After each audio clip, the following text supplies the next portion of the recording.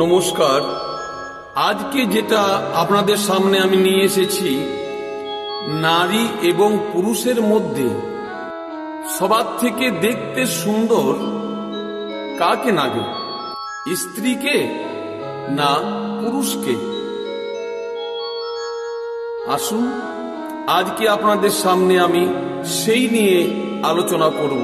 অনেকে ভাবে যে স্ত্রী হলো দেখতে সুন্দর, কিন্তু সেটা আপনারা বিচার করবেন, স্ত্রী দেখতে ভালো হয় না পুরুষ দেখতে ভালো হয়?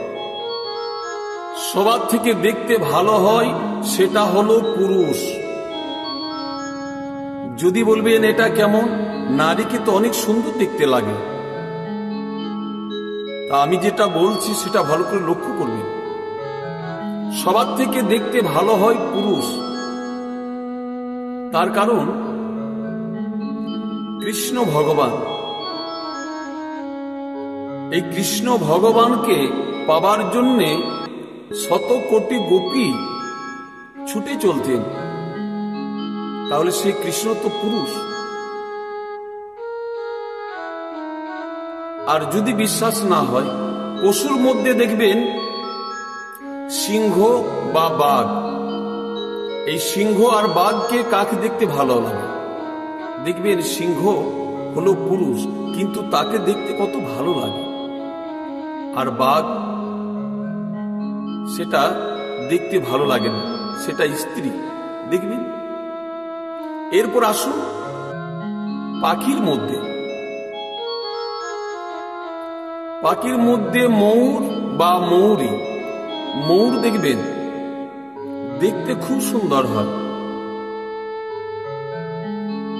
আর ময়ূরী দেখতে ভালো হয় না। বা দেখবেন একটা মুরগা আর একটা মুরগি যাকে বলা যায়, এগুলো হলো পাখি জাতি।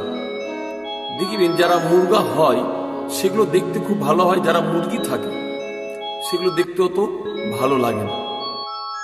চড়ুই পক্ষী দেখেছেন, যারা পুরুষ তাদেরকে দেখতে ভালো লাগে, যারা স্ত্রী তাকে দেখতে ভালো লাগে না।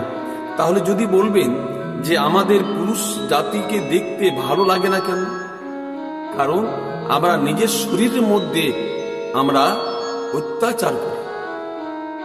কেমন জানেন? দাঁত হলো সাদা দেখতে, কিন্তু এখন এমন এমন জিনিস তৈরি করেছে, গুটকা, খৈনি, সিগারেট, এগুলো খেয়ে আর দেখবেন দাঁতগুলো রংটা কেমন হয়, কালো হয়ে যায়। তাহলে সেটা কি? সেটা কিসের জন্য? না নিজের জন্য। এই শরীর প্রতি পুরুষ জাতি অত্যাচার করে, যার জন্য আমাদেরকে দেখতে এখন ভালো লাগে না।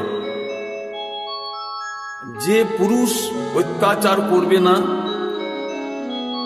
শরীরের মধ্যে, সে কিন্তু দেখতে খুব ভালো হবে। পুরুষ জাতি চিন্তা বেশি হয়, তাই লিখেছেন, চিন্তা মে চতুরা ঘটে, দুঃখ সে ঘটে শরীর, পাপ সে লক্ষ্মী ঘটে, কহে দাস কবির। পুরুষরা দেখবেন বেশি চিন্তা করে। চিন্তায় কি হয় না চতুর্দিকে ঘটে যায়। দুঃখ সে ঘটে শরীর, মানে দুঃখের সময় যখন দুঃখ পড়ে তখন দেখবেন শরীর কিন্তু দেখতে ভালো দেখায়। আরেকটা কথা বলে যাচ্ছি, যদি ভিডিওটা ভালো লাগে একটু লাইক করবেন, শেয়ার করবেন। নমস্কার।